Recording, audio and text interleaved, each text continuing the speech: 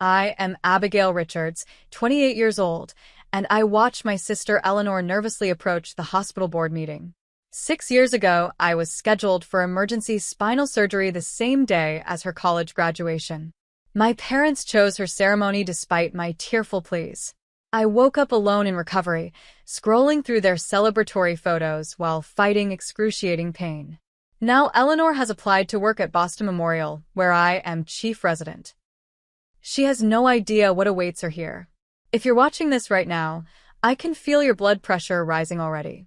Family betrayal cuts deeper than any surgical knife I've ever used. Before I continue with how karma eventually came full circle in this hospital, I'd love to know where you're watching from. Drop your location in the comments below, hit that subscribe button if you've ever been the forgotten child in your family, and stay tuned to see how years of being second best finally led to the most satisfying moment of justice I never planned. Growing up in Portland, I was always the responsible older sister. From the time Eleanor was born when I was 2, our family dynamic was set in stone. I can still remember my mother rushing to Eleanor's crib at the slightest whimper while telling me to be a big girl whenever I needed comfort. This pattern only solidified as we grew older. My earliest memory of the favoritism was my 7th birthday. My parents had promised a small party at the local ice cream parlor with 5 friends. The morning of my birthday, Eleanor, then 5, decided she wanted to go to the Children's Museum instead. Within minutes, my carefully planned party was canceled. My friends' parents were called with apologies, and we spent my birthday following Eleanor around exhibits she wanted to see. When I cried in the bathroom, my father told me that making your sister happy should make you happy too. That was the day I learned my feelings came second. While Eleanor received elaborate birthday celebrations with custom cakes and dozens of friends, mine were often forgotten or postponed due to her dance recitals or school events. When I brought home straight A's, my accomplishments were expected and briefly acknowledged. When Eleanor managed to get BS, there were rewards and celebrations for her improvement. My passion for medicine began early. At 12, I received a children's anatomy book that I read until the pages wore thin. I would spend hours studying while Eleanor would interrupt my concentration, demanding I play with her or help with homework she hadn't bothered to start until the last minute. My parents never redirected her. Instead, they would say, "Abby, you know how Eleanor gets when she feels ignored." High school intensified the contrast. I joined science clubs, volunteered at the local hospital, and maintained perfect grades. I still remember the crushing disappointment when my parents missed my state science competition finals to attend Eleanor's dance recital preliminary round. She didn't even advance to finals, yet their absence at my event, where I won first place, was deemed necessary because Eleanor needs confidence boosters. The most telling incident came during my junior year. I had been saving for a prestigious summer medical program that would significantly boost my college applications. 2 weeks before the deposit was due, my parents sat me down and explained they had used my college fund to pay for Eleanor's last-minute acceptance to an exclusive European summer arts program. "You'll get scholarships anyway," my mother said dismissively. "Eleanor needs this opportunity for her development." I worked 2 part-time jobs to rebuild my savings while maintaining my grades and extracurriculars. Meanwhile, Eleanor's social media was filled with photos of her European adventure, always with captions thanking our parents for believing in her dreams. Family vacations were invariably planned around Eleanor's schedule and preferences. If she wanted the beach, we went to the beach, even though the sun triggered my migraines. If she wanted to skip a planned museum visit because she was not in the mood, the entire day's itinerary would shift to accommodate her. Throughout these years, I fought an internal battle between family loyalty and growing resentment. I loved my sister in those rare moments when she wasn't competing with me or undermining my accomplishments. I wanted to believe my parents loved us equally, but simply didn't realize how their actions appeared. I made excuses for them, blamed myself for being too independent, or not expressing my needs clearly enough. It was during my sophomore year of high school that my spinal issues began. Initially diagnosed as scoliosis, It progressed to include nerve compression that would sometimes leave me in debilitating pain. My parents often suggested I was exaggerating for attention when I couldn't participate in household chores, yet Eleanor was immediately taken to specialists for any minor ailment. Eleanor's competitive nature extended beyond parental attention. When I was accepted to the school newspaper, she suddenly developed an interest in journalism. When I began dating Michael from my chemistry class, she found reasons to join our study sessions, wearing revealing clothes and laughing excessively at his jokes. 2 weeks later, Michael confessed he thought Eleanor might be more his type. It was the first of several relationships undermined by my sister's interference. By graduation, I had been accepted to several prestigious universities with pre-med programs.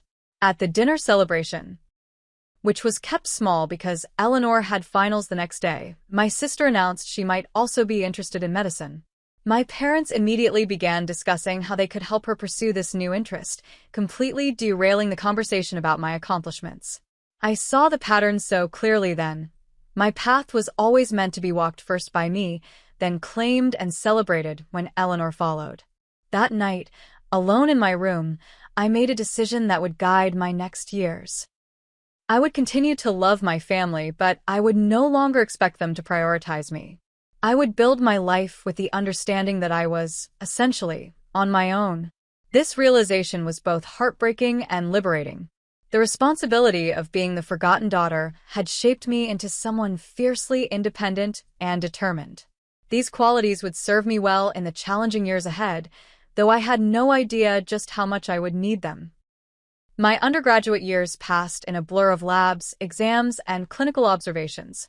I was accepted into a top-tier medical school on a partial scholarship, still working part-time to cover the remaining costs.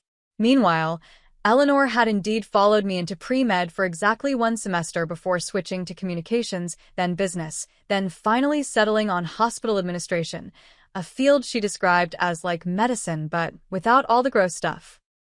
Throughout these years, my spinal condition continued to worsen. The occasional sharp pains became more frequent, and I started experiencing numbness in my right leg. Between classes, I visited specialists who monitored the progression of what was now diagnosed as degenerative disc disease with nerve impingement. Each visit brought recommendations for surgery, which I continually postponed. Medical school was too important, the recovery time too lengthy. I managed with physical therapy, pain medication, and sheer determination. By my final year of medical school, I was excelling academically despite my health challenges.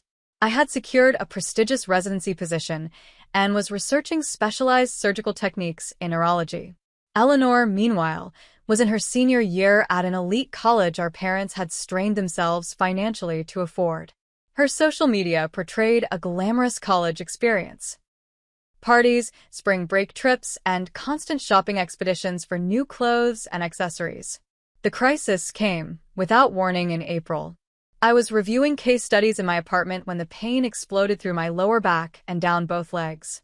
I collapsed, unable to move, the agony unlike anything I'd experienced before. My roommate found me an hour later and called an ambulance. At the hospital, MRIs revealed a severe herniation with fragments compressing my spinal cord. The neurosurgeon was blunt.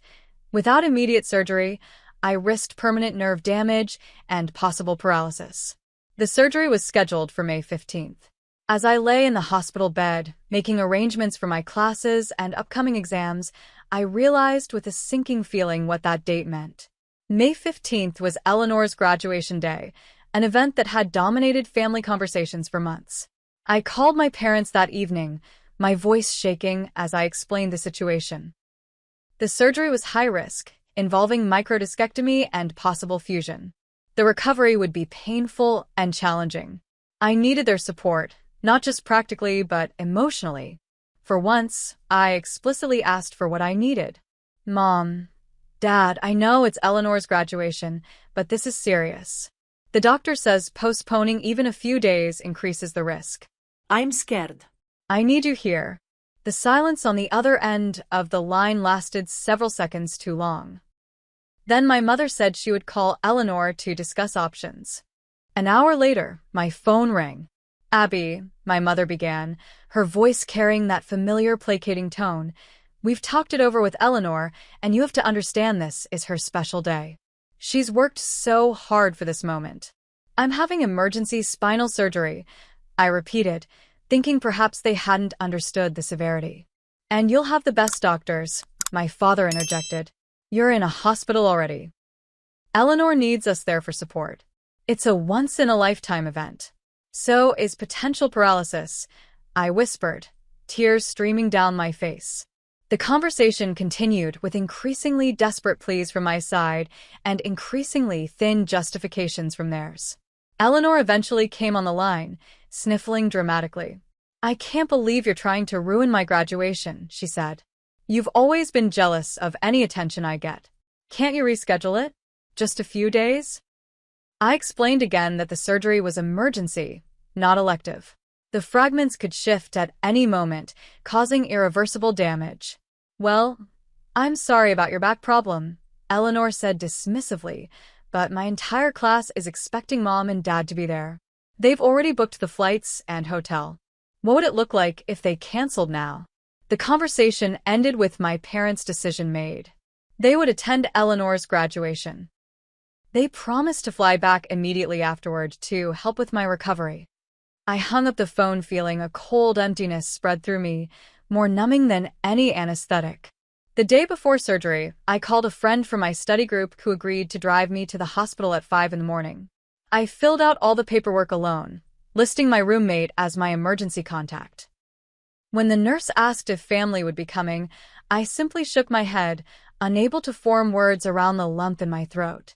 What my parents didn't know, what I hadn't had the emotional energy to explain, was that my surgery carried additional risks. My specific condition had created an unusual compression pattern that required the surgeon to work dangerously close to critical nerve bundles.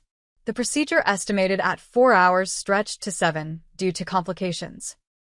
My blood pressure dropped dangerously low twice during the operation. The surgical team had to remove more disc material than anticipated, requiring a partial fusion that hadn't been in the original plan. I woke up in recovery, disoriented, and in excruciating pain. The anesthesiologist had warned me the pain would be significant, but nothing prepared me for the reality. As consciousness returned in waves, I became aware of two things: the searing fire along my spine and the empty chairs beside my bed. A nurse noticed I was awake and came to check my vitals. "Is anyone here for you, honey?" she asked, her eyes kind behind her mask. "No," I managed to whisper. "No one could make it." She frowned slightly, then squeezed my hand. "I'll check on you extra then." In the haze of pain medication, I reached for my phone on the side table. There were no missed calls from my parents, no text messages asking how the surgery had gone.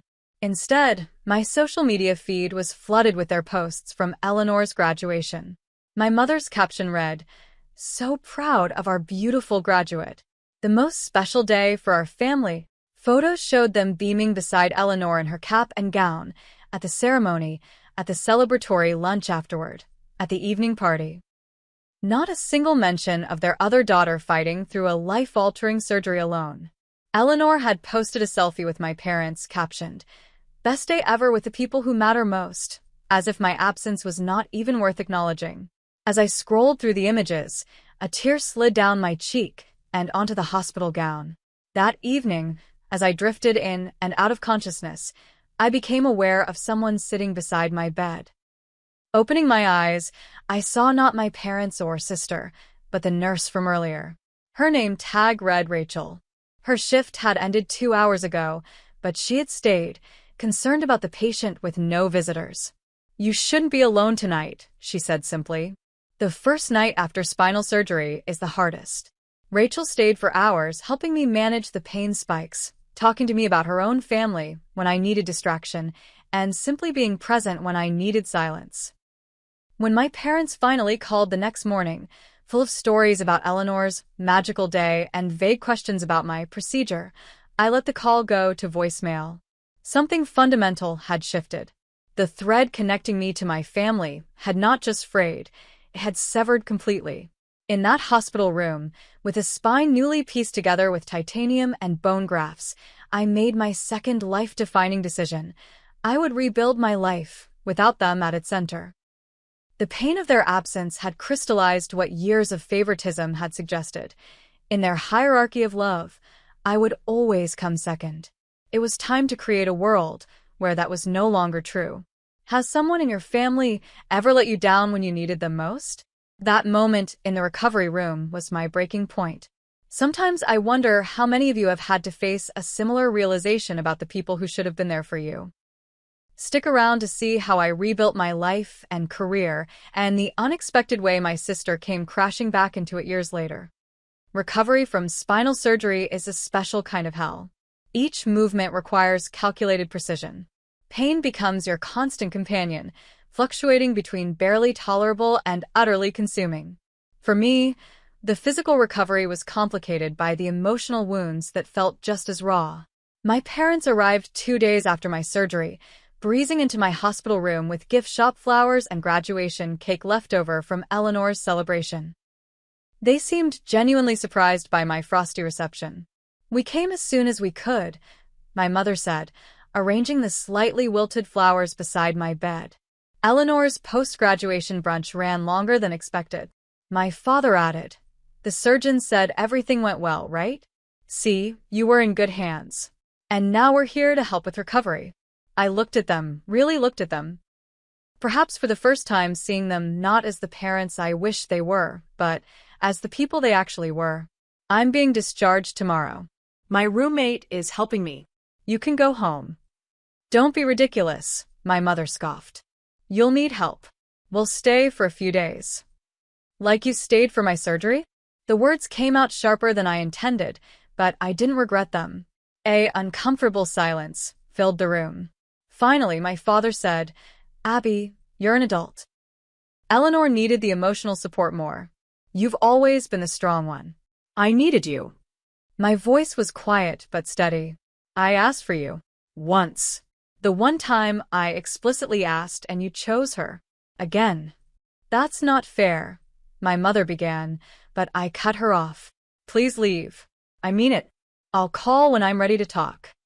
They left, confused and slightly indignant, not understanding that a fundamental shift had occurred. I didn't call them for 3 weeks, and when I did, it was a brief, factual update on my recovery. No emotions. No accusations. Just information provided to people who now felt more like distant relatives than parents. During those early recovery weeks, an unexpected friendship formed. Rachel, the nurse who had stayed with me after surgery, continued to check on me even after her shifts. She lived near my apartment and began stopping by with groceries or simply to provide human contact during those isolated days of recovery. "Why are you doing this?" I asked her one evening as she changed my surgical dressing. She was quiet for a moment before responding. "I had a brother who died of leukemia when I was 14. The night he passed, a nurse stayed with our family hours after her shift ended. She made the worst night of our lives slightly more bearable. I promised myself I'd do the same when I became a nurse. As my body slowly healed, I made decisions about my future. I had been accepted to residency programs across the country, including one in my hometown near my parents. The choice became obvious. I would complete my residency at Boston Memorial Hospital, 3,000 miles away from Portland. It wasn't running away, it was running toward independence. I arrived in Boston 3 months post-surgery, still in physical therapy, but determined to begin my residency on schedule. The program was prestigious and demanding, exactly what I needed to focus my energy on something besides family wounds and physical pain. By an extraordinary coincidence, Rachel had applied for and received a nursing position at the same hospital. Having a friend during those early months in a new city made the transition infinitely easier. Boston Memorial became the center of my new life. Dr. William Harrison, the chief of neurosurgery, took particular interest in my development after learning about my own spinal procedure. "The best doctors are often those who've been patients," he told me. "They never forget what it feels like on the other side." Under his mentorship, I flourished. My work ethic, forged in years of proving myself despite being overlooked, served me well in the demanding environment. While other residents complained about 80-hour weeks, I volunteered for additional cases. While they socialized after shifts, I stayed to review patient files or assist in the research lab. My dedication did not go unnoticed. By my second year, I was selected to assist Dr. Harrison on complex spinal procedures. By my third year, I had published 2 research papers on innovative approaches to disc regeneration, drawing partially from my own experience. Patients responded to my empathetic approach. I never forgot what it felt like to wake up alone after surgery, so I made sure my patients always had proper support systems in place. Contact with my family became increasingly minimal. Monthly phone calls with my parents were brief and superficial. They never visited Boston, citing the expense and distance, though they managed to fund Eleanor's post-graduation trip to Thailand and Australia. Eleanor herself rarely communicated directly with me, except to ask for money during her frequent periods of unemployment. After graduation, Eleanor struggled to find her footing professionally. She cycled through jobs in marketing, event planning, and eventually hospital administration assistance, never lasting more than 8 months in any position. My parents continued to support her financially and emotionally, expressing disappointment in my cold attitude when I refused to help Eleanor network in the medical field. "She's your sister," my mother would say during our increasingly rare phone conversations. "Why can't you be more supportive?" I never explained that support runs both ways. I never detailed how Eleanor had not called once during my recovery, never acknowledged the severity of my surgery, never expressed anything resembling concern for my well-being. Instead, I simply established boundaries and maintained them with quiet determination. As my career accelerated, I developed a new support system. Rachel became my closest friend, her straightforward compassion a balm to my lingering trust issues. Dr. Harrison and his wife invited me to holiday meals, treating me like the daughter they never had. Other colleagues, Dr. Lisa Chun from cardiology, Dr. Marcus Wallace from emergency medicine, became my chosen family. For years into my residency, Boston Memorial faced a leadership crisis when several senior staff left for private practice. At 37, Dr. Harrison became the youngest hospital director in the institution's history. One of his first acts was to promote me to chief resident, an unprecedented move for someone my age. "Your clinical skills warrant it," he said when I expressed surprise. "But more importantly, your approach to patient care is transforming this department. You see the whole person, not just the condition." The promotion came with increased responsibilities and visibility within the hospital. I developed protocols for pre-surgical patient support that were implemented hospital-wide. My research continued to gain attention in medical journals. For the first time, I felt fully seen and valued for my contributions. It was during this professional peak that I met Dr. James Carlton, an orthopedic surgeon who transferred from Chicago General. Our relationship developed slowly, built on mutual respect and shared dedication to our fields. When I finally told him about my family history, expecting the usual uncomfortable reaction, he simply took my hand and said, "Their loss is immeasurable." James understood boundaries in a way few people did. He never pushed for family reconciliations or suggested I should forgive and forget. Instead, he respected my careful approach to trust and vulnerability. 6 months into our relationship, he gave me a key to his apartment with the simple words, "No pressure, just an option when you want it." Meanwhile, my parents continued their pattern of Eleanor-centered existence. When she experienced a minor car accident, no injuries, just vehicle damage, they flew immediately to Portland to support her through the trauma. When I mentioned during a phone call that I was being considered for a prestigious fellowship, my mother changed the subject to Eleanor's new apartment. 5 years after my surgery, I received an unexpected call from my father. His voice sounded older, tired in a way I hadn't heard before. "Your mother and I are having some financial difficulties," he admitted after awkward small talk. The market downturn hit our retirement accounts hard. What he didn't say, what I learned later, was that they had been supplementing Eleanor's income for years, paying her rent when she quit jobs impulsively, covering credit card debts she accumulated. Their retirement fund, once substantial, had dwindled to dangerous levels. "I'm sorry to hear that," I said, genuine despite our distance. "Do you need help?" No, he backpedaled quickly. "We'll figure it out. Eleanor has a promising job interview coming up. Things should turn around soon." I offered to review their finances, to connect them with a financial advisor I knew in Portland. My father declined, seeming embarrassed by the momentary vulnerability. The conversation ended with the usual awkward goodbye, but something in his tone lingered with me. It was the sound of consequences beginning to materialize after years of enabling one child at the expense of another. I had no idea then that those financial difficulties and Eleanor's promising job interview would collide with my carefully constructed new life in ways I couldn't possibly anticipate. The hospital that had become my sanctuary was about to become the battlefield for a family reckoning 6 years in the making. The morning that changed everything began like any other. I arrived at Boston Memorial at 5:30, reviewed overnight patient developments, and prepared for morning rounds. Rachel met me at the coffee cart in the main lobby, our daily ritual before separating to our respective departments. "You look extra intimidating today, Dr. Richards," she teased, handing me my usual black coffee. "Good. I have residence evaluations this afternoon. A little intimidation keeps them on their toes."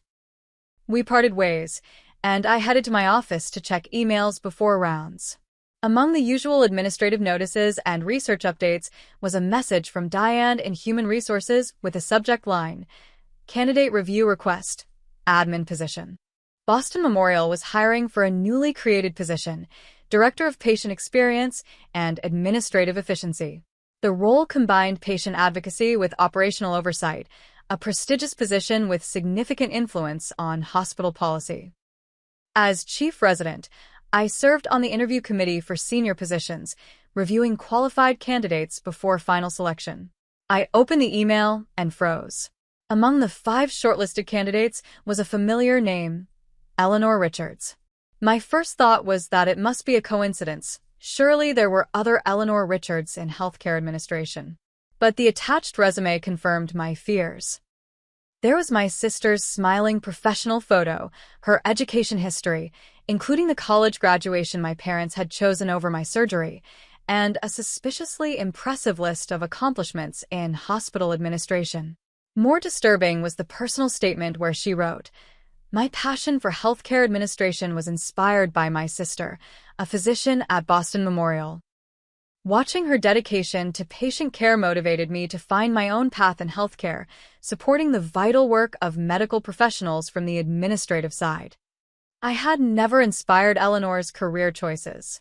If anything, she had followed me into healthcare after several failed attempts at finding her own path. The blatant manipulation of our relationship for professional advantage made my stomach turn. I immediately called Diane in HR.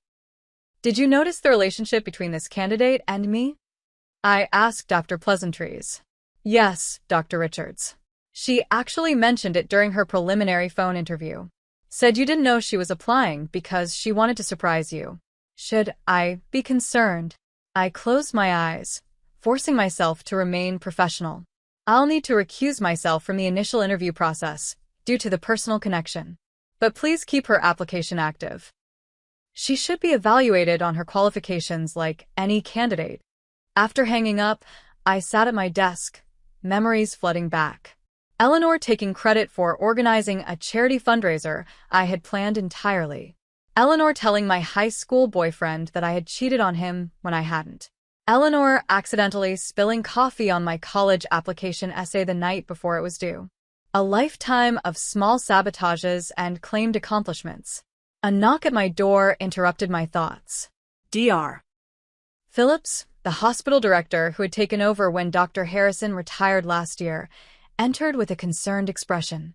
"Abigail, I just received an interesting call from HR about the administrative position." I nodded. "My sister. I was just about to come speak with you about it." He sat across from me.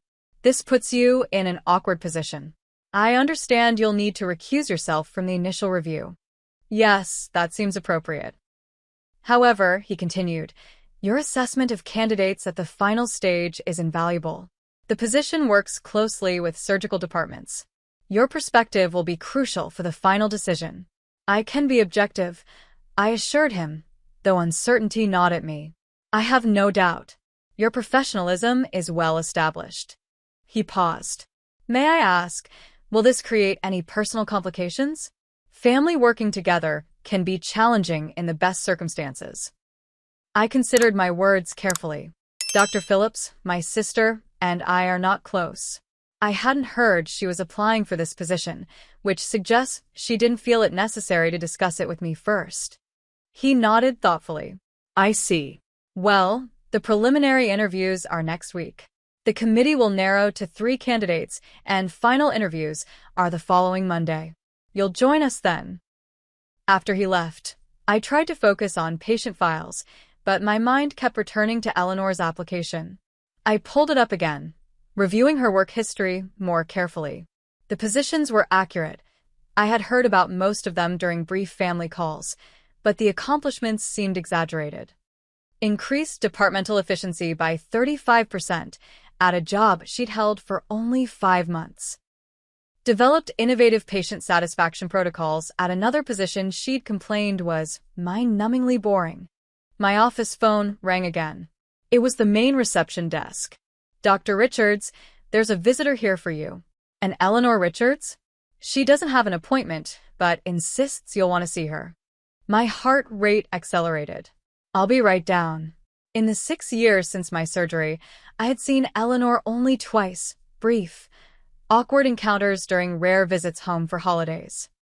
Now she stood in our hospital lobby, designer handbag over her arm, hair perfectly styled, looking completely out of place among the medical staff rushing past. Surprise, she exclaimed when she saw me, arms outstretched as if expecting a hug. When I didn't move forward, she dropped her arms with a slight pout. Well, that's a chilly reception for your only sister. Eleanor, this is unexpected. My voice remained professionally neutral. I'm between patient consultations. What brings you to Boston? My interview, of course. Didn't HR tell you? I'm up for the new administrative position. She looked around the lobby with evaluating eyes. Nice place. Bigger than I expected. They informed me this morning. You might have mentioned it yourself before applying. She waved dismissively. I wanted it to be a surprise. Can you imagine? The Richard sisters taking over Boston Memorial together. She linked her arm through mine as if we were co-conspirators. We should grab lunch. I want all the inside information before my interview. I carefully extricated my arm. I have surgery scheduled in 30 minutes, and it would be inappropriate for me to provide inside information about a position you're interviewing for.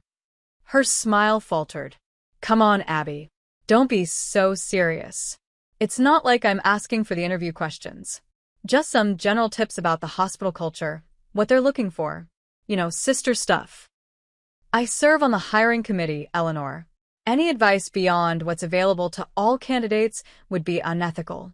But you're my sister, she said, as if this fact alone should override professional ethics. Which is why I've recused myself from your initial interview.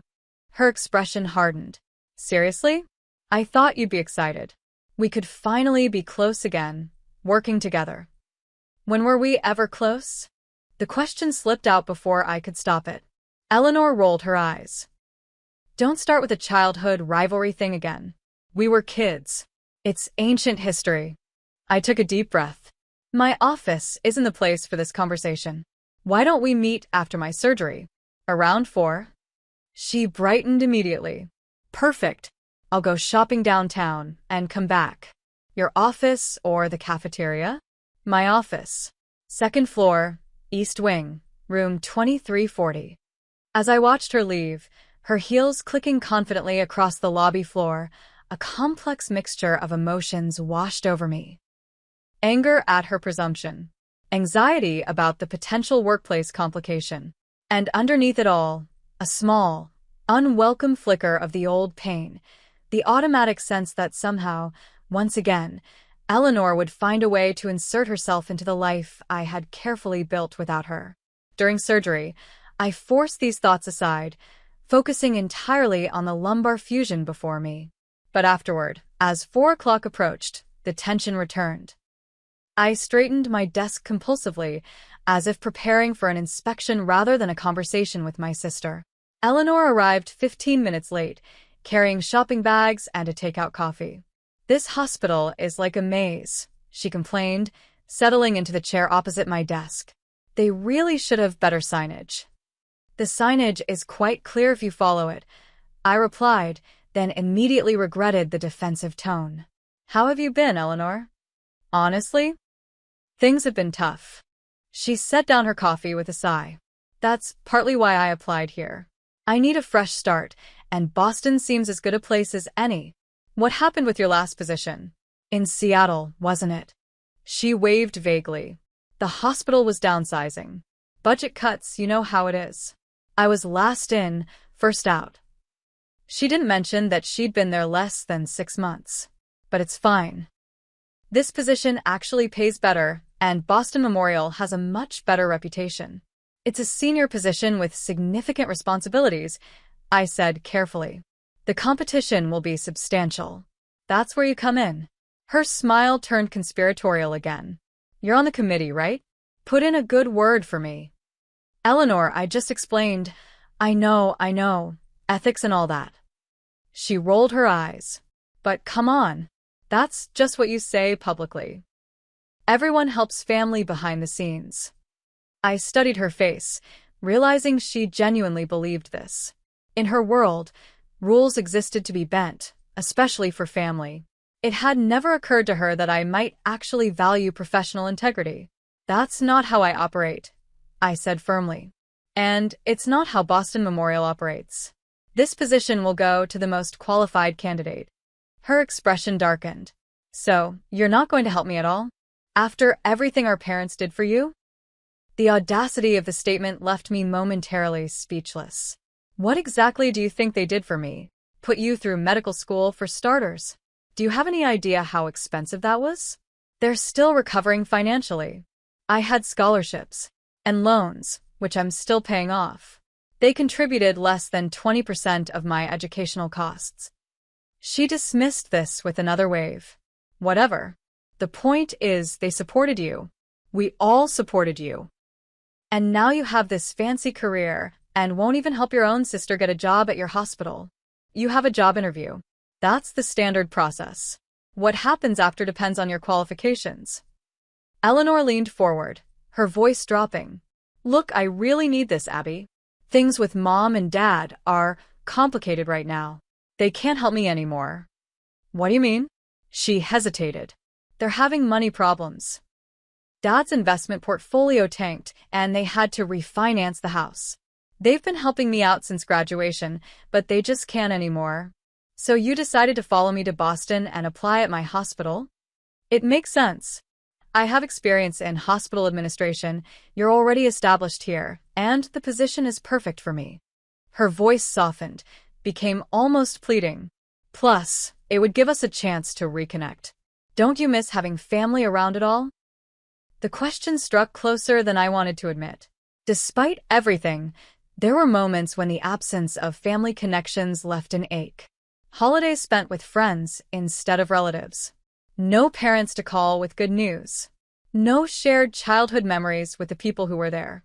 "Eleanor," I said carefully, "I've built a life here. A good life, with people I trust and respect. If you want to be part of that life, it needs to be on terms of mutual respect. Not manipulation or expectations of favors." She seemed ready to argue, then paused, considering. "Fine. No favors. "Just don't actively work against me either, okay? I'll evaluate your application exactly, as I would any candidate's. That's all I can promise." She nodded, apparently satisfied with this minimal concession. Then, as if the tense conversation hadn't happened, she brightened. "So, tell me about Boston. Where are the good neighborhoods to live? If I get this job, I'll need to find an apartment." For the next 20 minutes, we had the most normal conversation we'd shared in years, discussing Boston neighborhoods, restaurants, and the brutal winters. It was almost pleasant, this glimpse of what a normal sister relationship might feel like. As she prepared to leave, Eleanor paused at the door. By the way, I never really understood why you made such a big deal about that surgery years ago. It was just a back procedure, right? And everything turned out fine. The casual dismissal of what had been a life-altering medical crisis and profound betrayal stunned me. Before I could formulate a response, my office phone rang, an emergency consultation in the ER. "I have to take this," I said, reaching for the phone. Eleanor nodded. "I'll see you at the interview then. Thanks for the Boston tips." After she left, I sat motionless, the phone forgotten in my hand. Her parting comment revealed what I should have already known. Eleanor had never understood the magnitude of what happened 6 years ago. In her mind, it had been a simple choice between a routine medical procedure and a once-in-a-lifetime celebration. The depth of my pain, both physical and emotional, had never registered in her reality. That evening, as I recounted the encounter to Rachel over dinner at my apartment, I struggled to articulate the complex emotions Eleanor's visit had triggered. "She wants the job because she's broke and our parents can't support her anymore," I explained. "But she genuinely seems to think working together would somehow fix our relationship, as if proximity alone could erase years of history." Rachel, who had heard the full story of my surgery and family abandonment years ago, shook her head. "She still doesn't get it, does she? About the surgery? She called it just a back procedure before leaving my office. Said she didn't understand why I made such a big deal about it." Rachel's expression hardened. "You nearly died on that table, Abby. Your BP crashed twice. I remember watching the monitors and thinking we might lose you." "She doesn't know that part. None of them do. I never told them about the complications. Maybe it's time they knew." I considered this as I absently twisted my wineglass stem. What would be the point? It wouldn't change what happened. "No," Rachel agreed, "but it might change how they understand what happened. Sometimes people need the full picture before they can truly grasp the impact of their actions." Her words stayed with me as I prepared for bed that night. For years, I had protected my family from the full truth of that day, not to spare them pain, but because I had deemed them unworthy of sharing in mine. Now I wondered if that silence had only reinforced their dismissal of my experience. As I drifted toward sleep, my phone chimed with a text from Eleanor. "Interview prep tomorrow. Wish me luck. P.S. If I get this job, we should totally be roommates to save on rent." The casual presumptuousness of the message made me laugh despite myself. Some things never changed. Eleanor would always see the world as adjusting to accommodate her desires, never the other way around. The question now was whether there was any place for her in the life I had so carefully constructed without her. Have you ever had someone from your past suddenly reappear, expecting to pick up where things left off, completely oblivious to how much you've changed? Eleanor walking into my hospital felt like worlds colliding. If you're finding this family drama all too familiar, take a second to hit that like button and subscribe. I'm still learning how to navigate these situations, and honestly, knowing I'm not alone in these complicated family dynamics really helps. The story gets even more intense from here. Wait until you see what happened when she actually interviewed for the position. The day of Eleanor's final interview arrived with an unseasonable heat wave blanketing Boston. I dressed with particular care that morning, a tailored navy suit, minimal jewelry, hair pulled back in a sleek bun. The formal armor was as much for my emotional protection as for professional appearance. The interview committee consisted of 5 members: Dr. Phillips, the hospital director; Diane from Human Resources; Dr. Patel, Chief of Internal Medicine; Marcus, the outgoing Director of Patient Services; and myself. We would interview 3 final candidates, deliberate, and make our decision by end of day. I arrived early to review the candidate files one last time. Eleanor's application had advanced through the preliminary round, legitimately, according to Diane. She interviewed very well, Diane had told me. Personable, confident, with creative ideas for patient experience improvements. The other 2 finalists were Michael Thornton, with 15 years of healthcare administration experience, and Zara Mahmood, whose innovative patient advocacy program at Johns Hopkins had received national recognition. Both were significantly more qualified than Eleanor on paper. At precisely 9:30, Diane escorted Eleanor into the conference room. My sister had clearly invested in her interview appearance. Her charcoal gray suit was designer quality, her hair and makeup flawless. She carried herself with practiced confidence as she shook hands with each committee member, saving me for last. "Dr. Richards," she said formally, though I caught the tiny smirk at the corner of her mouth. "Thank you for this opportunity, Ms. Richards," I replied with equal formality. "Please have a seat." Dr. Phillips led the initial questioning about her professional background and management philosophy. Eleanor answered smoothly, her responses well-rehearsed, without sounding robotic. She was good, better than I had expected. The charisma that had always drawn people to her worked effectively in this setting. Dr. Patel asked about her experience with physician relations, a key aspect of the position. Eleanor's answer included an anecdote about resolving conflict between administrative and medical staff at her previous hospital, a story I strongly suspected was embellished, if not entirely fabricated. When my turn came, I maintained strict professional neutrality. Ms. Richards, this position requires a deep understanding of patient needs during vulnerable moments. Can you describe your approach to ensuring administrative efficiency doesn't compromise compassionate care? Eleanor's eyes met mine briefly before she launched into her answer. My approach is actually inspired by personal experience, she began. My sister, Dr. Richards here, showed me from an early age how important the human element is in medicine. Watching her medical journey and dedication to patients taught me that behind every medical chart is a person with fears, hopes, and needs beyond the clinical.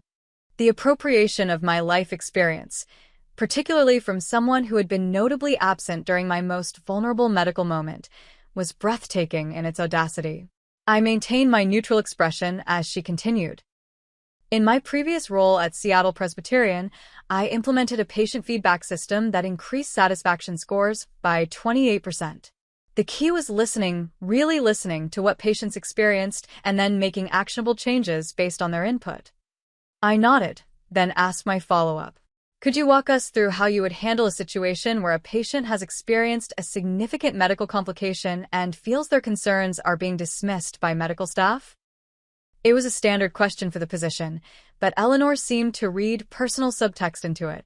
She hesitated before answering. I would first ensure the patient feels heard.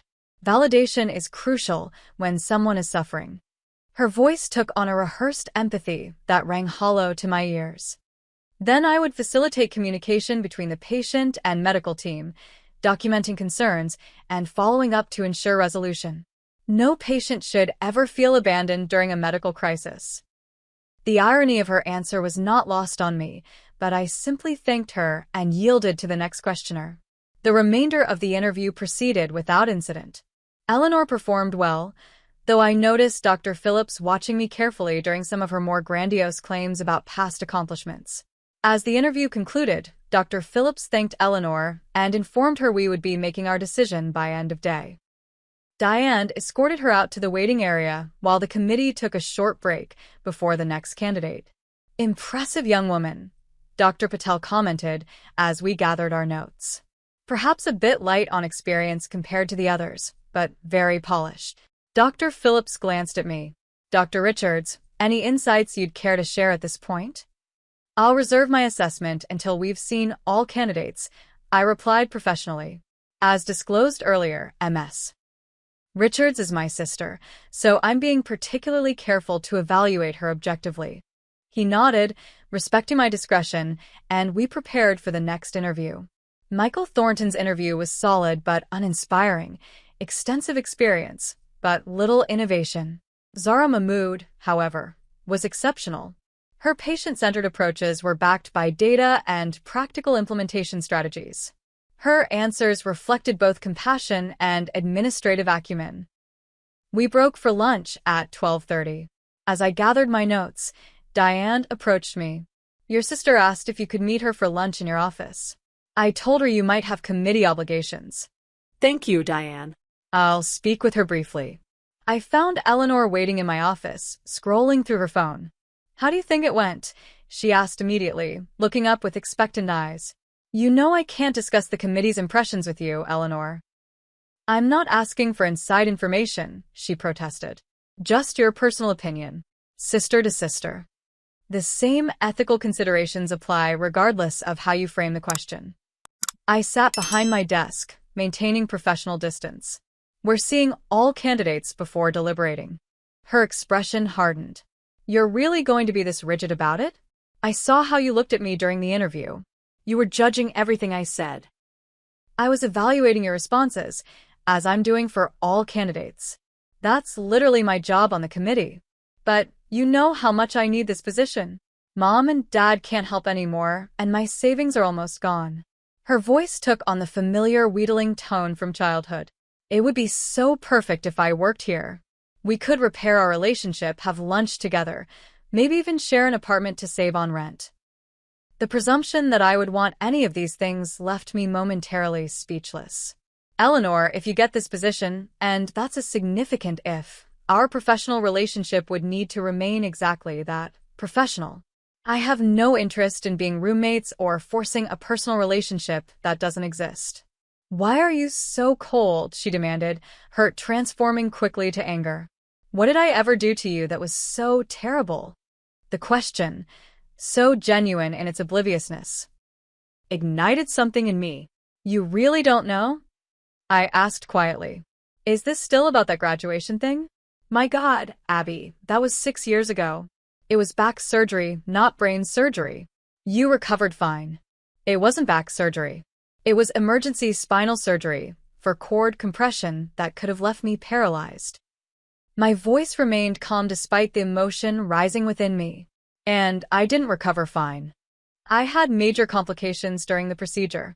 My blood pressure crashed twice. They had to do more extensive fusion than planned. I spent 8 weeks in excruciating pain, unable to even use the bathroom without assistance. Eleanor's expression flickered between dismissal and uncertainty. But Mom and Dad said it was routine. They said you were being dramatic about needing them there. Did you ever ask the doctors? Did you ever call me, even once, during my recovery to check how I was doing? I was busy with graduation events and then job hunting. Besides, you seemed fine when I saw you at Christmas. 6 months later, after intensive physical therapy and pain management. Eleanor crossed her arms defensively. Everyone has surgeries, Abby. Life goes on. My graduation was a once-in-a-lifetime event.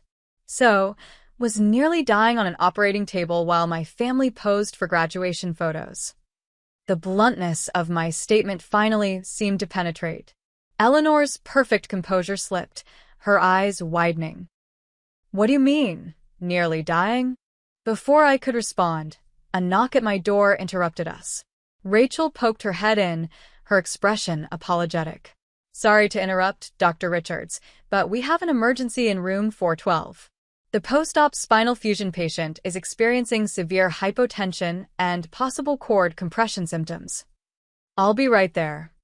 I stood quickly, gathering my stethoscope. Eleanor remained seated. We're not finished discussing this. Yes, we are. Medical emergency trumps family drama. Always has, always will. As I moved toward the door, Rachel's gaze fell on Eleanor, her expression changing from professional neutrality to recognition, then something harder. You're Eleanor, she said, the statement flat and uninflected. Eleanor looked surprised. Yes. Do I know you? No, Rachel Blight. But I know you. I was Abby's recovery nurse after her surgery. The one your family skipped to attend her graduation. Eleanor's mouth opened slightly in surprise. You were? I stayed with her after my shift ended, because she had no one. No family. No visitors. Just a terrified 22-year-old alone after major surgery, with post-operative complications. Rachel's voice remained professional but carried unmistakable judgment. I've worked in neurosurgical recovery for 12 years. I know the difference between routine procedures and life-threatening emergencies. Your sister's surgery was the latter. Eleanor looked from Rachel to me, confusion evident on her face. Abby never told us there were complications. Would it have mattered? I asked simply, then turned to Rachel. Let's go check on our patient. As we hurried down the hallway toward room 412, Rachel glanced at me. Sorry if I overstepped. You didn't, I assured her. It's probably the first time she's heard the truth about that day from someone she can't dismiss as being dramatic. The patient in 412 required immediate intervention, a situation eerily similar to my own post-operative complications years earlier. For the next 2 hours, I focused entirely on stabilizing him, the interview committee and Eleanor temporarily forgotten. By the time we had resolved the crisis, it was nearly 3 o'clock, time for the committee's deliberation. I hurried back to the conference room, apologizing for my absence. Medical emergencies take priority. Dr. Phillips said understandingly. We reviewed Ms. Mahmood's references while waiting. Very impressive. The deliberation process was thorough and objective. Each candidate's qualifications, interview performance, and references were discussed in detail. When Eleanor's application came under review, I forced myself to evaluate her candidacy with the same clinical detachment I would apply to any medical case. Ms. Richards presents well and has creative ideas for patient experience improvements, I noted. However, her actual experience is limited compared to the other candidates, and some of her claimed accomplishments seem difficult to verify. Dr. Patel nodded in agreement. I had the same impression. Her answers about physician relations seemed rehearsed rather than drawn from genuine experience.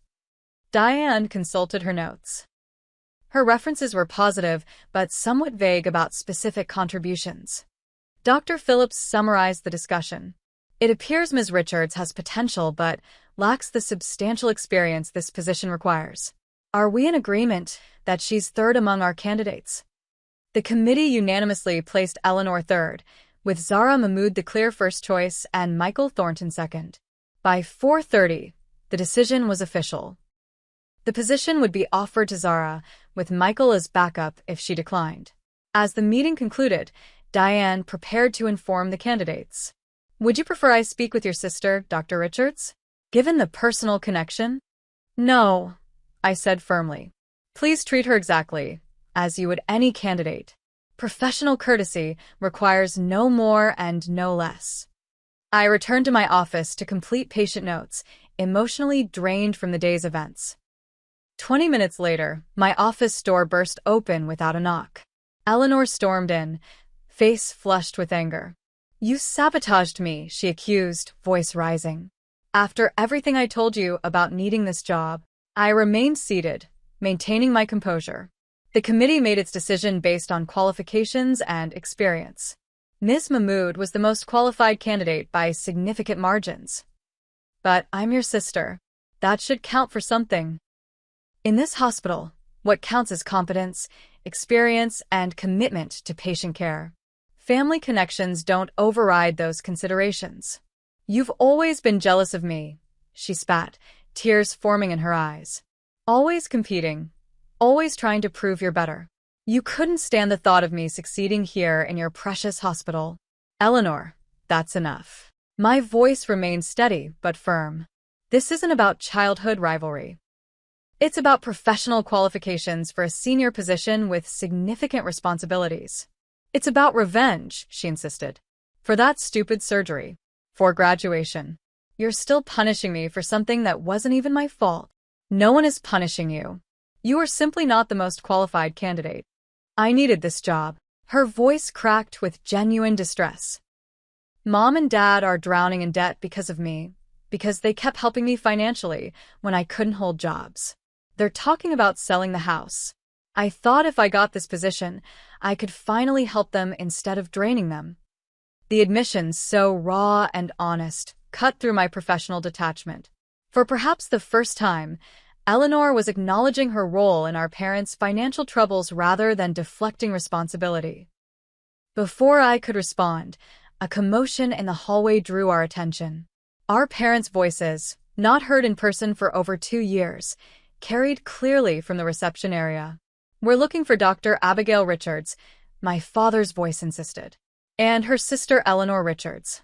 Were their parents? Eleanor's eyes widened. You called Mom and Dad? No, I said, equally surprised. Did you? She nodded, suddenly looking younger and more vulnerable. After talking to your nurse friend. I was upset. I wanted them to confirm that your surgery wasn't as serious as you and Rachel made it sound. Before I could process this information, my parents appeared in my doorway, looking older than I remembered and distinctly uncomfortable in the hospital setting. Abby, my mother said tentatively, it's been a long time. The family that had fractured 6 years ago was suddenly reunited in my office, the last place I would have expected or wanted such a reunion. The professional and personal worlds I had kept carefully separated were now colliding in spectacular fashion, with no clear indication of whether we would all emerge intact. My parents stood awkwardly in my office doorway, their expressions a mixture of discomfort and determination. My father looked significantly older than when I'd last seen him, his hair now completely gray, new lines etched deeply around his eyes. My mother clutched her purse tightly against her chest like a shield. Mom. Dad. I acknowledged them with a nod, struggling to maintain my professional composure in this increasingly bizarre situation. This is unexpected. Eleanor called us, my mother explained, stepping hesitantly into the office. She was quite upset. Something about a job interview and complications from your surgery years ago. Eleanor moved to stand beside them, forming a united front that felt painfully familiar. I told them how you're still holding a grudge about graduation day. How you influenced the hiring committee against me. That's not what happened, I said firmly. The committee made its decision based on qualifications. The most experienced candidate got the position. But you told the committee about our history, didn't you? Eleanor accused. You poisoned them against me. I disclosed our relationship for ethical reasons and recused myself from your initial interview. The final decision was unanimous among all 5 committee members. My father cleared his throat. Abby, surely there's something you can do. Eleanor really needs this position. The family connection should count for something. 6 years of separation, and this was his opening line. Not concern for my well-being or interest in my life, but another request to prioritize Eleanor's needs over professional integrity. That's not how medicine works. That's not how this hospital works, I replied, my voice cooling. Positions are earned based on merit, not family connections. But you're some kind of important doctor here now, my mother interjected. Chief resident, Eleanor said. Surely you have influence. Which is precisely why I need to be especially careful about conflicts of interest. I stood, needing the physical advantage of height. This discussion is inappropriate. My office is not the place for family matters, and I have patients who need my attention. Always the patients, my mother muttered. Always something more important than family. The irony of her statement was so profound, I nearly laughed. Yes, patients with spinal cord compression do take priority over family drama. Especially when that family couldn't be bothered to support their daughter through life-threatening surgery. Life-threatening. My father's expression shifted from entitlement to confusion. The doctors told us it was a straightforward disc procedure. Which doctors? You never spoke to my surgical team. You never called the hospital. You never even checked if I survived the procedure. A tense silence followed this statement. My mother looked to Eleanor, who shifted uncomfortably. That nurse, Rachel. She said there were complications, Eleanor admitted reluctantly. That Abby almost died. That's ridiculous, my mother dismissed immediately. We would have been informed if there had been serious complications. By whom? I challenged. You weren't listed as my emergency contacts. You weren't there before, during, or after the surgery. You never called to check on my condition. My father's face had paled slightly. Abby, if there were serious complications, why didn't you tell us? I stopped expecting anything from you the moment I woke up alone after surgery.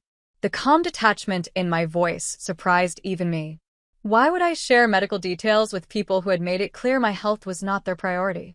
Before they could respond, a knock at the door interrupted our conversation. Dr. Phillips entered, his expression shifting from professional to concerned as he registered the tense family tableau. Dr. Richards, I apologize for interrupting. I wanted to discuss the Johnson case, but I can come back. No need, Dr. Phillips. My family was just leaving. I gestured toward the door. Actually, Eleanor interjected, we're discussing the administrative position. There seem to have been some irregularities in the selection process due to personal bias. Dr. Phillips raised an eyebrow, looking between Eleanor and me. Ms. Richards, the selection process was conducted with complete transparency and professionalism. Dr. Richards properly disclosed your relationship and took appropriate steps to ensure fairness. But she influenced the final decision, Eleanor insisted. She used her position to punish me for something that happened years ago. That's a serious accusation, Dr. Phillips replied, his tone cooling. And completely unfounded based on what I observed in our deliberations. Dr. Richards was notably objective in her assessment, focusing solely on professional qualifications. My mother stepped forward. Dr. Phillips, we're Eleanor's parents. Surely you understand that families should help each other in these situations. Abby has achieved such success here. Surely she could have ensured her sister received the same opportunity. Dr. Philip's expression remained professionally neutral, but I caught the slight narrowing of his eyes. Mrs. Richards, Boston Memorial has built its reputation on excellence and integrity. We hire based on merit, not family connections. That approach is why your daughter Abigail has succeeded here, because of her exceptional skills and dedication, not because of who she knows. A slow flush crept up my mother's neck. I didn't mean to suggest. Furthermore, Dr. Phillips continued, Dr. Richards is one of our most valued physicians precisely because of her ethical standards. Any attempt to influence hiring decisions based on personal relationships would be a disservice to this institution and the patients we serve. The clear defense of my professional integrity, something my family had never prioritized, was unexpectedly moving. Dr. Phillips had known me for less than 2 years, but understood something fundamental about me that my own family had missed. The tense standoff was interrupted by another arrival. Rachel appeared in the doorway, clipboard in hand. Excuse me, Dr. Richards, but the Rodriguez family is asking to speak with you about their father's post-operative care plan. As Rachel entered, her gaze fell on my parents, recognition flickering in her eyes.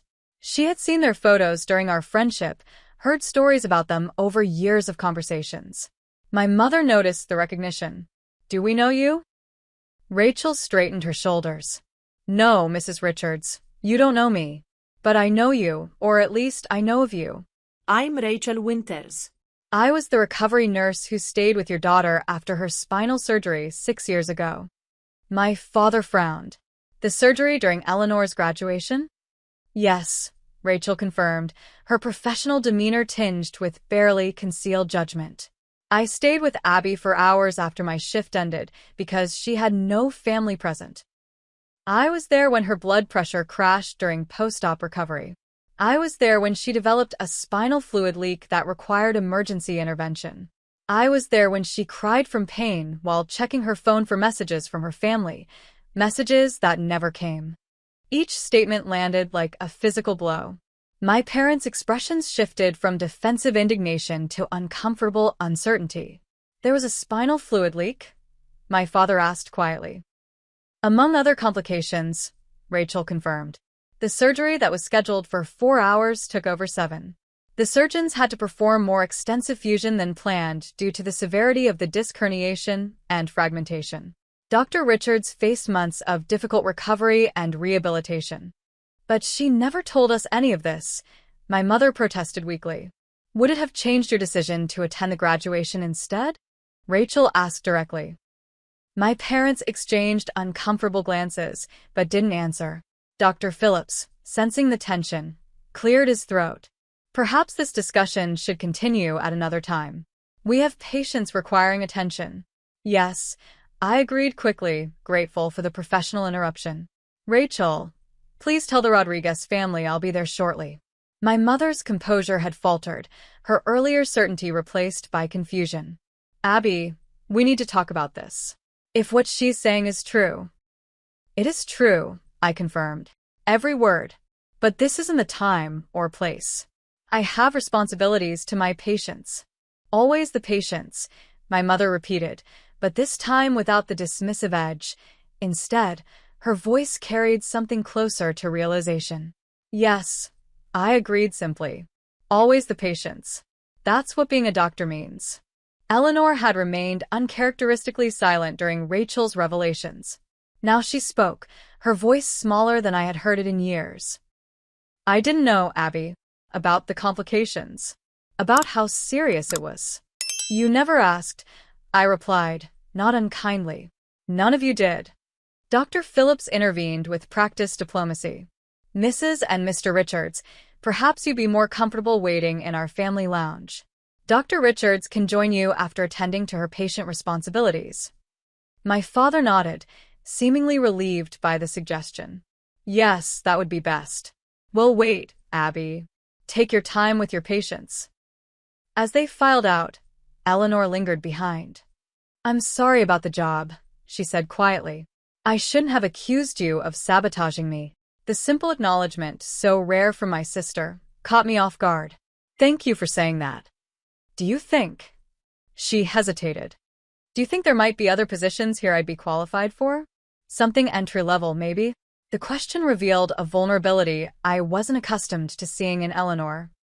For perhaps the first time, she was approaching me without entitlement or manipulation, just a straightforward request for help. There might be, I conceded. Patient relations has several coordinator positions open. They require less experience, but still involve improving patient experience. Hope flickered across her face. Would you be willing to tell me about them? Not pull strings, just information. I can do that, I agreed cautiously. But not today. I really do need to see the Rodriguez family now. She nodded, accepting the boundary without argument, another first.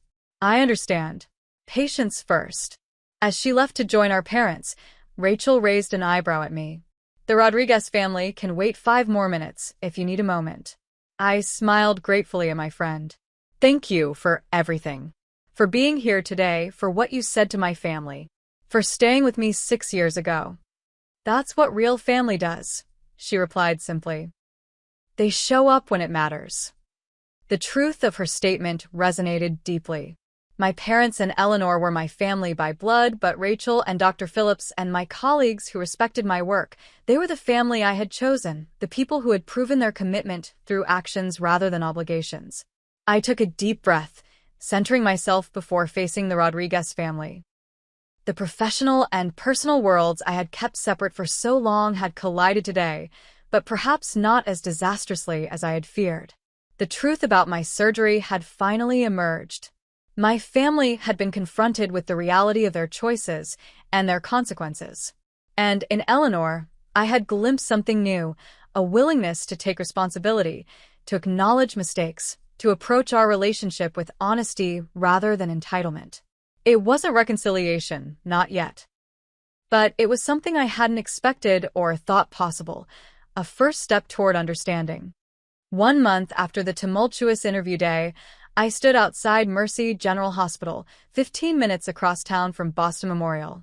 The modern glass entrance reflected the afternoon sunlight as I checked my watch for the 3rd time in 5 minutes. Eleanor had suggested this meeting, and despite my misgivings, I had agreed. The door slid open, and there was my sister, wearing a simple navy dress with a hospital ID badge clipped to the collar. Eleanor Richards, Patient Advocacy Coordinator. Her face lit up when she saw me. You came, she said, sounding genuinely pleased. I said I would. I maintained a careful distance, still uncertain about this new chapter. There's a coffee shop around the corner. They have those almond croissants you used to like. The fact that she remembered this small detail, a preference from years ago, surprised me. We walked in companionable silence to the cafe, ordered our drinks, and found a quiet corner table. So, I began after we settled, Patient Advocacy Coordinator. How's it going? Eleanor's smile was different from what I remembered, less practiced, more genuine. It's challenging. I'm learning so much. Turns out I'm good at listening to patients' concerns and translating them to medical staff. That's good to hear. I want to thank you, she said, fingers nervously tracing the rim of her cup. The reference letter you wrote for this position. I didn't expect that after everything. After my family had left Boston Memorial that day, I had indeed written a carefully worded professional reference for Eleanor, highlighting her communication skills and recommending her for entry-level patient relations positions. It had been a calculated decision, offering appropriate help without compromising my professional integrity. "You are qualified for an entry-level position," I said simply. The reference was factual. Still. "You didn't have to do it." She took a deep breath. "I've been in therapy, since that day at your hospital, twice a week." This was unexpected. "Really?" She nodded. "After what Rachel said about your surgery, after seeing how everyone at Boston Memorial respected you while I was making a fool of myself?" Something finally clicked. I realized I didn't like the person I'd become. The admission hung between us, raw and honest in a way Eleanor had never been. "The therapist thinks I've spent my whole life being the favorite without earning it," she continued. "That I never developed actual skills because everything was handed to me. She says I have entitled personality features." Eleanor made air quotes around the clinical term with a self-deprecating smile. "That sounds accurate," I ventured carefully. She laughed, a genuine laugh without defensiveness. "Yeah, no kidding." "It's hard looking at yourself honestly after 30 years of believing your own hype." We sipped our coffees, the silence between us now thoughtful rather than tense. "Mom and Dad are in therapy too," she added.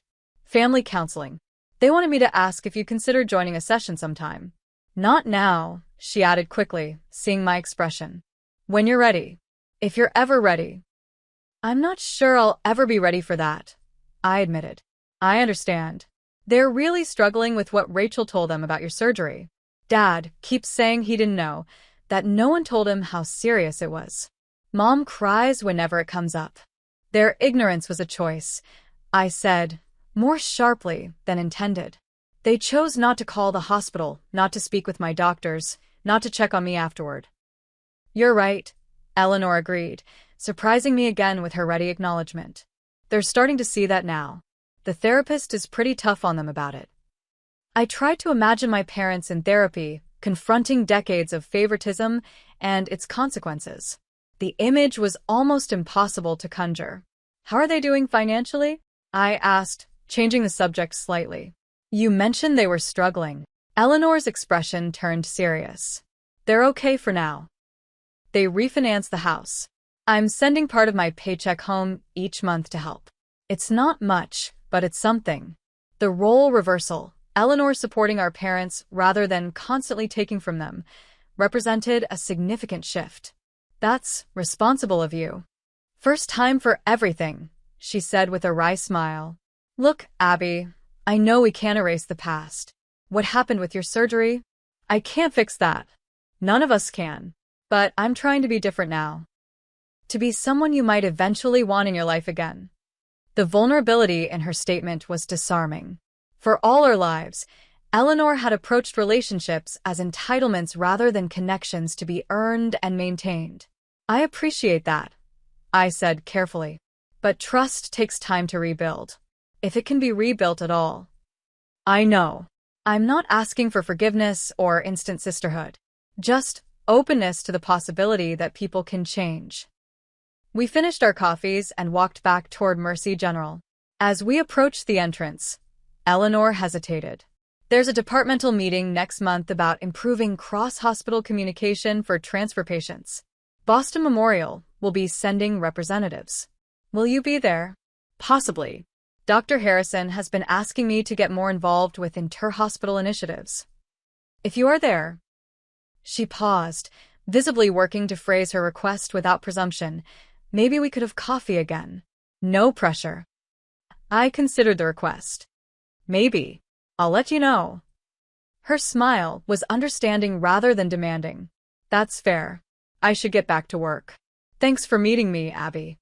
As I watched her walk back into Mercy General, I felt an unexpected lightness. Not forgiveness, not yet, but perhaps the beginning of something new. A relationship based on who we were becoming rather than who we had been.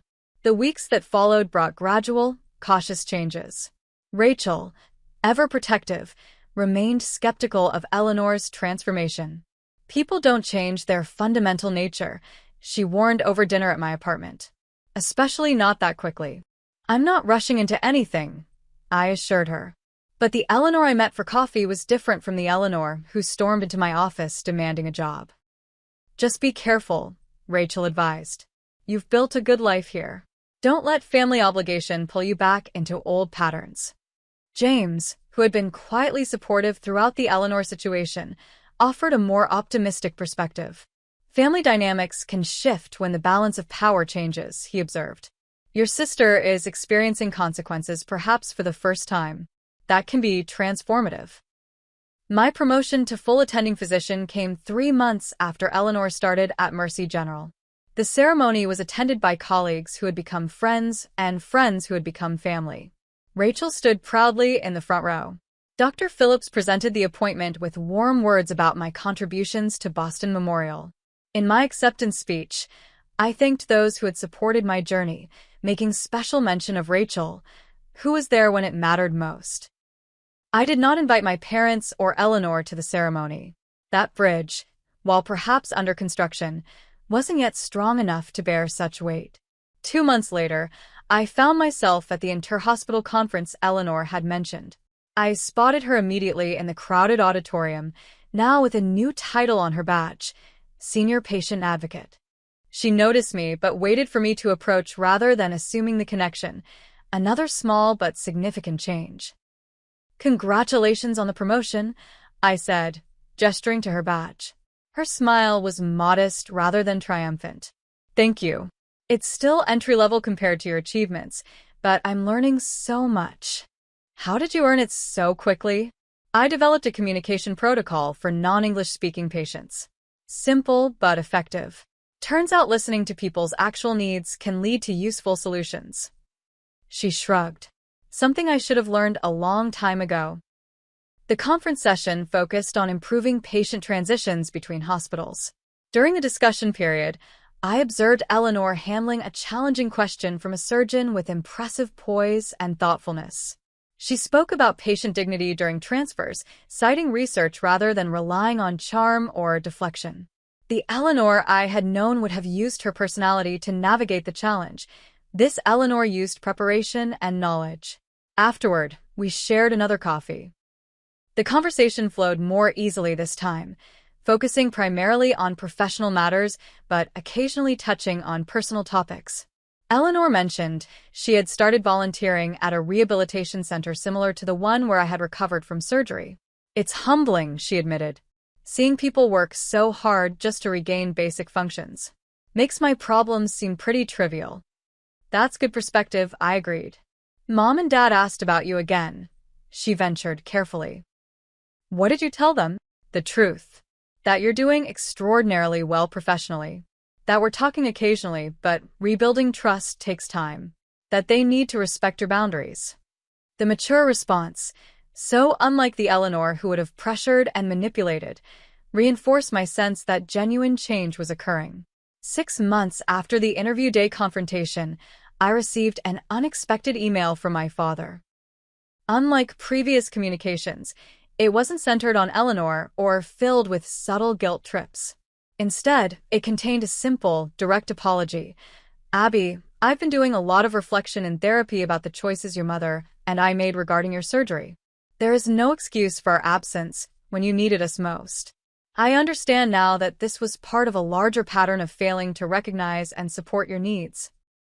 I don't expect forgiveness, but I want you to know that I recognize the pain we caused. If you're ever willing, I would appreciate the opportunity to apologize in person. Your mother feels the same way. We are proud of the accomplished physician you've become, entirely through your own determination. With love and regret, Dad." I didn't respond immediately, letting the words sit with me for several days. The acknowledgement, while years late, was something I hadn't realized I still needed. My response was brief but honest. "Thank you for your email. I'm not ready for an in-person meeting yet, but I appreciate your acknowledgement of what happened. I'm glad you and Mom are working through these issues in therapy." The exchange opened a tentative channel of communication. Occasional emails followed, respectful of boundaries, free from manipulation. My mother sent a card on the anniversary of my promotion, containing only supportive words without reference to Eleanor or family obligations. Small steps, but meaningful ones. Nearly a year after Eleanor's failed interview at Boston Memorial, our paths crossed professionally again at an inter-hospital conference on patient advocacy. I arrived early to review my presentation and found Eleanor already there, helping organize materials for her own workshop session. Dr. Richards, she greeted me with professional courtesy when she noticed my presence. I was hoping to catch you before things got busy. I wanted to let you know, I'm applying for the Patient Experience Director position at Mercy General. That's a significant step up, I observed.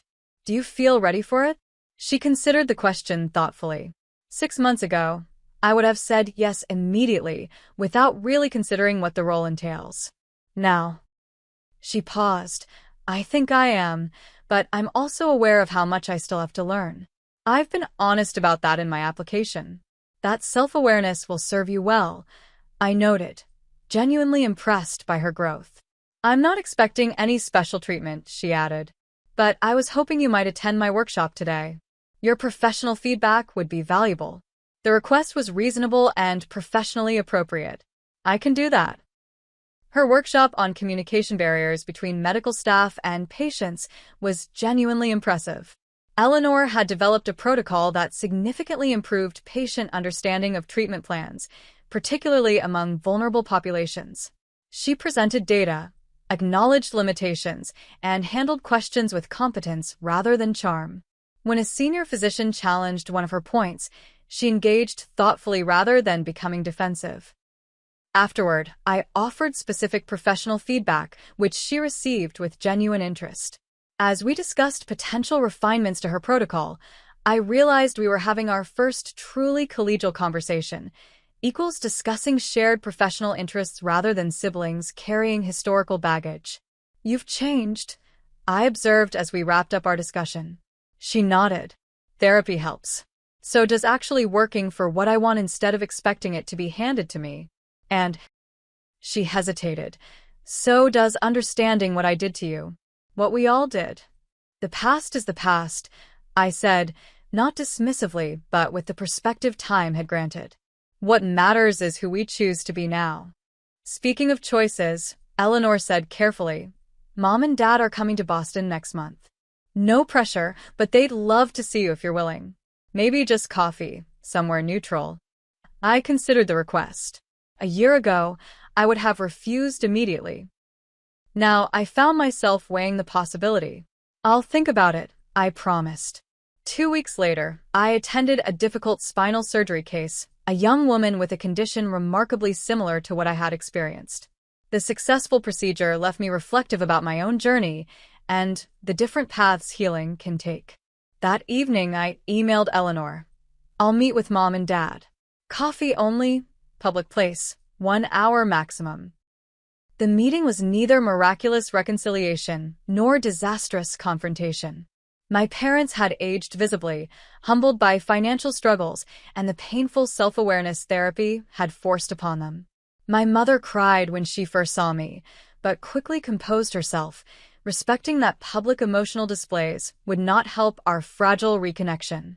You look well, Abby, my father said, his voice carrying genuine warmth beneath the awkwardness. The hospital must be treating you right. I've built a good life here, I confirmed.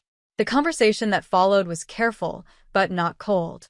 They asked appropriate questions about my work, listened to my responses without interrupting or shifting focus to Eleanor.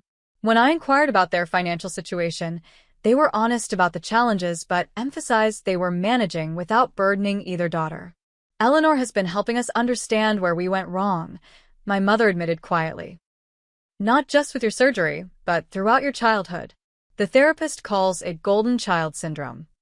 We didn't realize the damage we were doing to both of you. To both of us? I asked, surprised by the inclusion. My father nodded. Eleanor never developed resilience or self-sufficiency because we sheltered her from consequences. And you? His voice faltered slightly.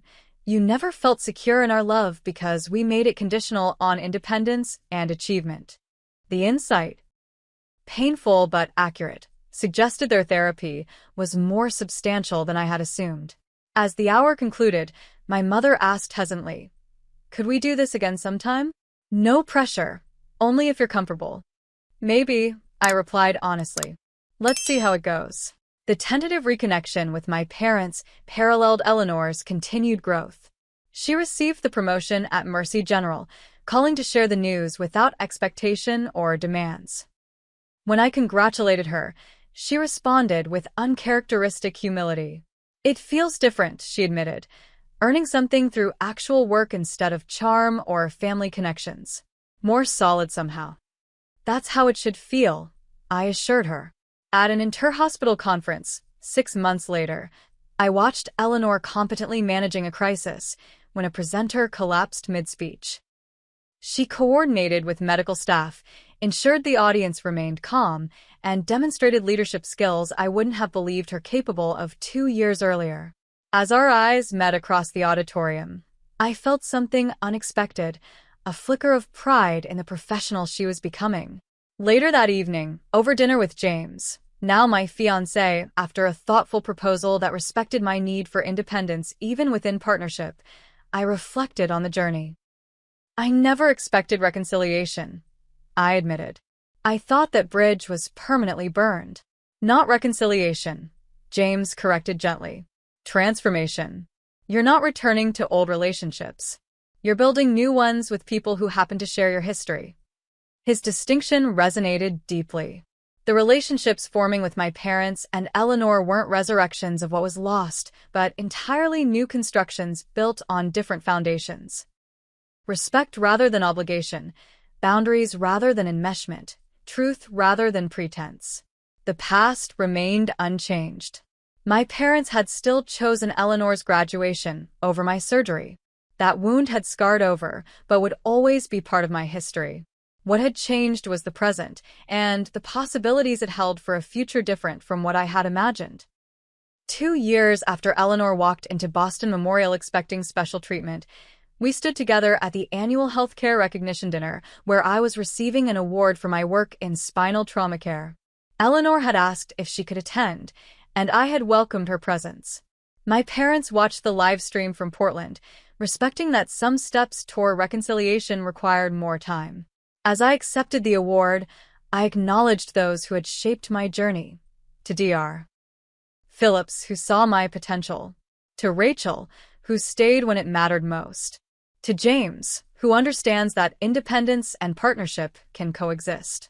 And to my sister Eleanor, who reminded me that transformation is always possible when we're brave enough to face ourselves honestly. Eleanor's eyes glistened with tears as we met afterward. "I didn't expect that," she said quietly. "You've earned it," I told her sincerely. Not through blood relation, but through genuine change. We had both traveled long distances from who we once were, me from the overlooked daughter desperate for validation to a physician secure in her worth, Eleanor from the entitled golden child to a professional earning respect through merit. The journey hadn't erased our history, but it had created space for something new to grow in the clearing. Family, I had learned, was both those we're born to and those we choose. The truest connections came not from obligation but from mutual respect and genuine care. Sometimes those connections could be rebuilt after devastating breaks. Sometimes they couldn't. The wisdom lay in knowing which bridges to reconstruct and which to honor in memory while building new paths forward. As I performed surgery on a young woman with a condition similar to what had nearly paralyzed me years earlier, I thought about the circular nature of healing. My own trauma had made me a better physician. My family's betrayal had led me to build chosen connections that sustained me through challenges. Even Eleanor's entitled demands had you.